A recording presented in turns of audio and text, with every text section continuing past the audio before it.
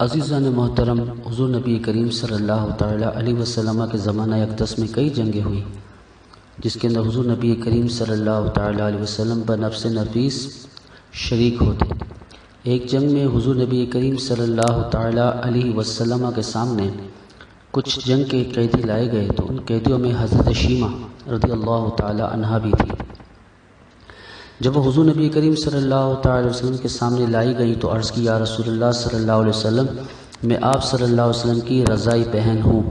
حضور نبی کریم صلی اللہ تعالیٰ علیہ وسلم و حضرت شیمہ رضی اللہ تعالیٰ عنہ دونوں نے حضرت حلیمہ رضی اللہ تعالیٰ عنہ کا دودھ پیا۔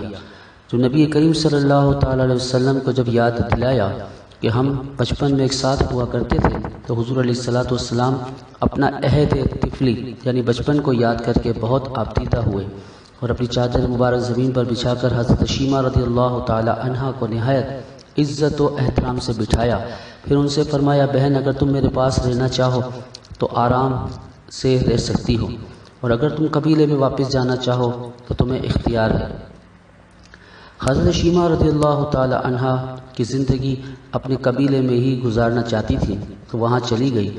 انہوں نے واپس جانا چاہا اور ساتھ ہی اسلام بھی قبول فرما لیا۔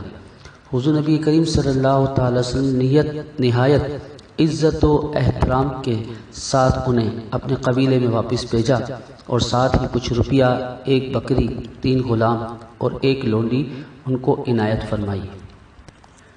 عزیزان محترم، جس طریقے سے ہم لوگ ایڈوانس زمانے میں داخل ہوتے جا رہے ہیں، لوگ اپنی بہن بیٹیوں کی عزت سے بالکل دور ہوتے جا رہے ہیں۔ ان کی عزت، ان کا احترام، ان کا پیار، ان کی محبت بالکل ہمارے دلوں سے ختم ہوتی جا رہی ہے۔ بہن اور بیٹیوں کی عزت صرف ہمارے یہاں برائے نام رہ گئی ہے کہ اگر راستے میں کوئی لیڈیز نظر آ جائے تو یہ سمجھ لیجئے کہ بس لوگ یہ کہتے ہیں کہ لیڈیز کا احترام کرو، لیڈیز کا احترام کرو، مگر ان کے دل میں بھی وہ احترام ابھی تک باقی نہیں رہا۔ بہن بھی کیا چیز ہے، بیٹی بھی کیا چیز ہے۔ سیانے کہتے ہیں کہ اگر بیٹیاں نہ ہوتی تو بابا کے جنازے سناٹے میں اٹھتے۔ عزیزان محترم، ایک چھوٹا سا واقعہ بیان کرتا چلوں کہ باپ اور بیٹا پچھلے لان میں کرکٹ کھیل رہے تھے کہ والد اپنے بیٹے کا دل رکھنے کے لیے جان بوجھ کر ہار گیا۔ بیٹا جیت کی سرشاری میں بہت خوش تھا، نعرے مار رہا تھا۔ 7 برس کی پیاری بیٹی ایک بینچ پر سارا منظر دیکھ رہی تھی۔ وہ ابو کی مسلسل ہار سہ نہ پائی، دوڑ کر آئی اور باپ سے لپٹ کر بولی، ابو میرے ساتھ بھی کھیلیں، میں آپ کو جتوانے کی خاطر ہار جاؤں گی۔ سبحان اللہ۔ بیٹی جو ہے وہ رحمت کا دروازہ ہے، بخشش کا ذریعہ ہے، وہاں جہنم کی ڈھال بھی ہے۔ عزیزان محترم، حضرت ابو سعید خدری رضی اللہ تعالیٰ سے روایت ہے کہ رسول اللہ صلی اللہ تعالیٰ علیہ وسلم نے ارشاد فرمایا، جس بندے نے 3 بیٹیوں یا 3 بہنوں کی یا 2 ہی بیٹیوں یا بہنوں کا بار اٹھایا اور ان کی اچھی تربیت کی اور ان کے ساتھ اچھا سلوک کیا اور پھر ان کا نکاح بھی کر دیا، تو اللہ تبارک و تعالیٰ کی طرف سے اس بندے کے لیے جنت کا فیصلہ ہے۔ کہ کتنی نازک ہوتی ہیں بیٹیاں، چوڑی ٹوٹ جائے تو رو رو کے گھر کو سر پہ اٹھا لیتی ہیں، دل ٹوٹ جائے تو سامنے بیٹھی ماں تک کو پتہ ہونے نہیں دیتی، ذرا سا ہاتھ کٹ جائے تو سارا گھر خدمت کے لیے معمور کر دیتی ہیں، رخ دکھوں سے چھلنی ہو جائے تو اف تک نہیں کرتی، اپنی پسند کا سوٹ نہ ملے تو عید تک نہیں مناتی، اور ایک ناپسندیدہ انسان کے ساتھ چپ چاپ ساری عمر گزار دیتی ہیں۔ عزیزان محترم، کیا کہوں میں آپ کو کہ بیٹی کی قدر کریں۔ بیٹیاں سب کے نصیب میں کہاں ہوتی ہیں؟ جو گھر پسند آتا ہے رب تعالیٰ کو، وہیں یہ بیٹیاں ہوتی ہیں کہ پاپا کی لاڈلی ماں کی جان ہوتی ہے بیٹی، سارے جہاں سے پیاری ہوتی ہے بیٹی، انگلی اٹھائے کوئی تو لڑ جاتی ہے بیٹی، پھر کیوں پڑھائی ہوتی ہے بیٹی، خوشی سب کو دیتی ہے بیٹی، مشکل میں ساتھ نبھاتی ہے بیٹی، آنسو ہر کسی کے ہیں بیٹی، تو پھر کیوں پرائی ہوتی ہے بیٹی، پاپا کے بعد ماں کے قریب ہوتی ہے بیٹی، اپنے ماں باپ پر قربان ہوتی ہے بیٹی، کرتی ہے سب سے زیادہ ماں باپ کی خدمت، تو پھر آخر کیوں پرائی ہو جاتی ہے بیٹی۔ بیٹی جان ہوتی ہے، بیٹی مان ہوتی ہے، اور بیٹی ہی سب کچھ ہوتی ہے۔ کہ شرط لگی دنیا کی خوشی کو ایک لفظ میں لکھنے کی، شرط لگی تھی دنیا کی خوشی کو ایک لفظ میں لکھنے کی وہ کتابیں ڈھونڈتے رہے گئے اور میں نے بیٹی لکھ دیا۔ عزیزان محترم، دل کو دہلانے والا بھی ایک واقعہ سنتے چلیں۔ حضرت دحیہ قلبی رضی اللہ تعالی عنہ نہایت خوبصورت تھے، تفسیر نگار تھے۔ آپ کا حسن اس قدر تھا کہ عرب کی عورتیں دروازوں کے پیچھے کھڑے ہو کر یعنی چھپ کر حضرت دحیہ قلبی رضی اللہ تعالیٰ عنہ کو دیکھا کرتی تھی، لیکن اس وقت آپ مسلمان نہیں ہوئے تھے۔ ایک دن سرور کونین تاجدار مدینہ حضرت محمد مصطفیٰ صلی اللہ تعالیٰ علیہ وسلم کی نظر اقدس حضرت دحیہ قلبی پر پڑی۔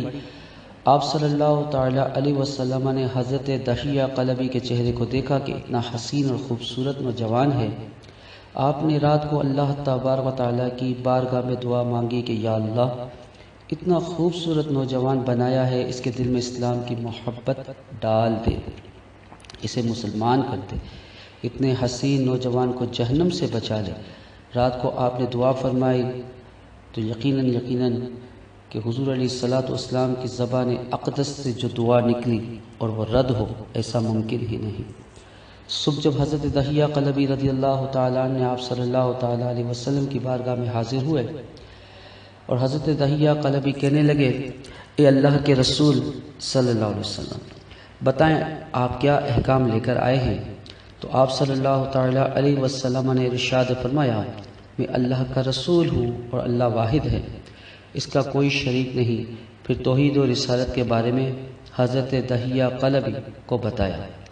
حضرت دحیہ رضی اللہ تعالی عنہ نے کہا کہ اللہ کے نبی، میں مسلمان تو ہو جاؤں، لیکن ایک بات کا ہر وقت ڈر لگا رہتا ہے، ایک گناہ میں نے ایسا کیا ہے کہ آپ کا اللہ مجھے کبھی معاف نہیں کرے گا۔ آپ صلی اللہ تعالی علیہ وسلم نے فرمایا، اے دحیہ بتا تو نے ایسا کیا گناہ کیا ہے؟ تو حضرت دحیہ قلبی رضی اللہ تعالی عنہ نے کہا، یا رسول اللہ، میں اپنے قبیلے کا سربراہ ہوں اور ہمارے ہاں بیٹیوں کی پیدائش پر انہیں زندہ دفن کیا جاتا ہے۔ میں کیونکہ قبیلے کا سردار ہوں، اس لیے میں نے 70 گھروں کی بیٹیوں کو زندہ دفن کیا ہے۔ آپ کا رب مجھے کبھی معاف نہیں کرے گا۔ اسی وقت حضرت جبریل امین علیہ السلام تشریف لاتے ہیں اور نبی کریم صلی اللہ تعالی وسلم کی بارگاہ میں عرض کرتے ہیں، یا رسول اللہ صلی اللہ تعالی علیہ وسلم، اللہ تبارک و تعالیٰ آپ کو سلام ارشاد فرماتا ہے اور فرماتا ہے کہ اسے کہیں، اب تک جو ہو گیا سو ہو گیا، اس کے بعد ایسا گناہ کبھی نہ کرنا، ہم نے معاف کر دیا۔ حضرت دحیہ آپ کی زبان سے یہ بات سن کر رونے لگے۔ آپ صلی اللہ علیہ وسلم نے فرمایا، دحیہ اب کیا ہوا، کیوں روتے ہو؟ حضرت دحیہ قلبی کہنے لگے، یا رسول اللہ، میرا ایک گناہ اور بھی ہے جسے آپ کا رب کبھی معاف نہیں کرے گا۔ آپ نے فرمایا، دحیہ کیسا گناہ بتاؤ؟ حضرت دحیہ قلبی فرمانے لگے، یا رسول اللہ صلی اللہ تعالی وسلم، میری بیوی حاملہ تھی اور مجھے کسی کام کی غرض سے دوسرے ملک جانا تھا۔ میں نے جاتے ہوئے بیوی کو کہا کہ اگر بیٹا ہو تو اس کی پرورش کرنا، اگر بیٹی ہوئی تو اسے زندہ دفن کر دینا۔ دحیہ روتے جا رہے تھے اور واقعہ سناتے جا رہے تھے۔ میں واپس بہت عرصے بعد گھر آیا تو میں نے دروازے پر دستک دی، اتنے میں ایک چھوٹی سی بچی نے دروازہ کھولا، پوچھا کون؟ میں نے کہا تم کون ہو؟ تو وہ بچی بولی کہ میں اس گھر کے مالک کی بیٹی ہوں، آپ کون ہیں؟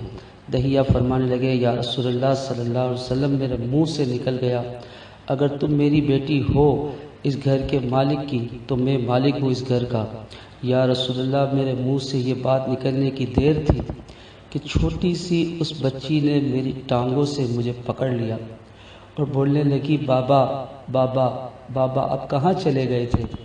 بابا، میں کس دن سے آپ کا انتظار کر رہی ہوں۔ حضرت دحیہ قلبی روتے جا رہے تھے اور فرماتے ہیں، اے اللہ کے نبی، میں نے بیٹی کو دھکا دیا اور جا کر بیوی سے پوچھا، اے بیوی کون ہے یہ بچی کون ہے؟ بیوی رونے لگی اور کہنے لگی، دحیہ یہ تمہاری بیٹی ہے۔ یا رسول اللہ، مجھے ذرا ترس نہ آیا، میں نے سوچا میں قبیلے کا سردار ہوں، اگر اپنی بیٹی کو دفن نہ کیا تو لوگ کہیں گے کہ ہماری بیٹیوں کو دفن کرتا رہا اور اپنی بیٹی سے پیار کرتا رہا۔ حضرت دحیہ کی آنکھوں سے اشک و زار قطار آنسو نکلنے لگے۔ یا رسول اللہ، وہ بچی بہت خوبصورت، بہت حسین تھی، میرا دل کر رہا تھا اسے سینے سے لگا لوں۔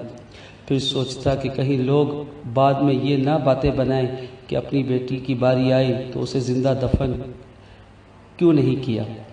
میں گھر سے بیٹی کو تیار کروا کر نکلا تو بیوی نے میرے پاؤں پکڑ لیے۔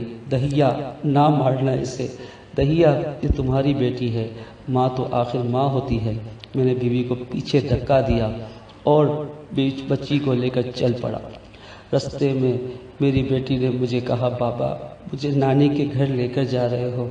بابا کیا مجھے کھلونے لے کر دینے جا رہے ہو؟ بابا ہم کہاں جا رہے ہیں؟ دہیا قلبی روتے جا رہے ہیں اور واقعہ سناتے جا رہے ہیں۔ یا رسول اللہ، میں بچی کے سوالوں کا جواب ہی نہیں دیتا تھا۔ وہ پوچھتی جا رہی تھی، بابا کدھر چلے گئے تھے؟ کبھی میرا چومتی منہ، کبھی بازو گردن کے گرد لے لیتی، لیکن میں کچھ نہیں بولتا۔ ایک مقام پر جا کر میں نے اسے بٹھا دیا، خود اس کی قبر کھودنے لگا۔ آقا کریم صلی اللہ تعالی علیہ وسلم دہیا کی زبان سے واقعہ سنتے جا رہے ہیں اور روتے جا رہے ہیں۔ میری بیٹی نے جب دیکھا کہ میرا باپ دھوپ میں سخت کام کر رہا ہے تو اٹھ کر میرے پاس آئی، اپنے گلے میں جو چھوٹا سا دوپٹہ تھا اسے اتار کر میرے چہرے سے ریت صاف کرتے ہوئے کہتی ہے، بابا دھوپ میں کیوں کام کر رہے ہو؟ چھاؤں میں آ جاؤ۔ بابا یہ کیوں کھود رہے ہو اس جگہ؟ بابا گرمی ہے، چھاؤں میں آ جائیں۔ اور ساتھ ساتھ میرا پسینہ اور مٹی صاف کرتی جا رہی ہے، لیکن مجھے ترس نہ آیا۔ آخر جب قبر کھود لی تو میری بیٹی پاس آئی، میں نے دھکا دیا، وہ قبر میں گر گئی اور میں ریت ڈالنے لگ گیا۔ بچی ریت سے روتی ہوئی اپنے چھوٹے چھوٹے ہاتھ میرے سامنے جوڑ کر کہنے لگی، بابا میں نہیں لیتی کھلونا، بابا میں نہیں جاتی نانی کے گھر، بابا میری شکل پسند نہیں آئی تو میں کبھی نہیں آتی آپ کے پاس، بابا مجھے ایسے نہ مارے۔ یا رسول اللہ صلی اللہ علیہ وسلم، میں ریت ڈالتا گیا، مجھے اس کی باتیں سن کر بھی ترس نہ آیا۔ میری بیٹی پر جب مٹی مکمل ہو گئی تو اس کا سر رہ گیا۔ میری بیٹی میری طرف سے توجہ ختم کی اور بولی، اے میرے مالک، میں نے سنا ہے تیرا ایک نبی آئے گا جو بیٹیوں کو عزت دے گا، جو بیٹیوں کی عزت بچا لے گا۔ اے اللہ وہ نبی بھیج دے، بیٹیاں مر رہی ہیں۔ پھر میں نے اسے ریت میں دفنا دیا۔ حضرت دہیا قلبی واقعہ سناتے ہوئے بے انتہا روئے جا رہے تھے۔ یہ واقعہ جب سنا دیا تو دیکھا کہ نبی کریم صلی اللہ تعالی علیہ وسلم رو رہے ہیں۔ آپ صلی اللہ تعالی علیہ وسلم کی داڑھی مبارک آنسوؤں سے تر ہو گئی ہے۔ آپ صلی اللہ علیہ وسلم نے فرمایا، دہیا ذرا پھر سے اپنی بیٹی کا واقعہ سناؤ۔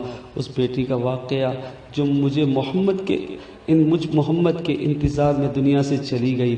آپ نے 3 مرتبہ یہ واقعہ سنا اور اتنا روئے کہ آپ کو دیکھ کر صحابہ کرام علیہم رضوان بھی رونے لگ گئے اور کہنے لگے، اے دہیا کیوں رلاتا ہے ہمارے آقا کو، ہم سے برداشت نہیں ہو رہا۔ آپ صلی اللہ علیہ وسلم نے حضرت دہیا سے 3 بار واقعہ سنا اور حضرت دہیا کی رو کر جو حالت رہی بہت غیر ہو گئی تھی۔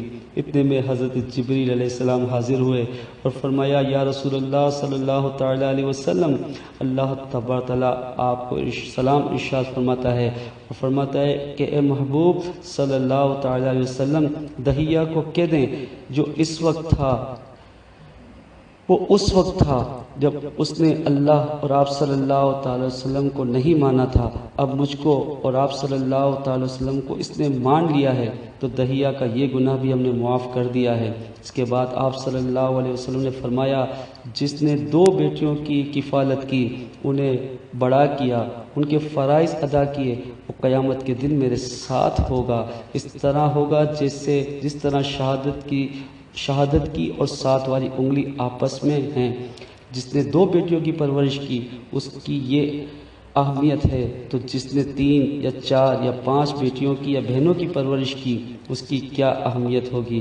بیٹیوں کی پیدائش پر گھبرایا نہ کریں، انہیں والدین پر بڑا مان ہوتا ہے اور یہ بیٹیاں اللہ کی خاص رحمت ہوتی ہے۔ بیٹیوں کو عزت دیں، دوسروں کی بیٹیوں کو عزت دیں۔ اگر آپ چاہتے ہیں کہ آپ کی بیٹی کو عزت ملے تو آپ دوسروں کی بیٹیوں کو عزت دیں۔ وما علینا الا البلاغ۔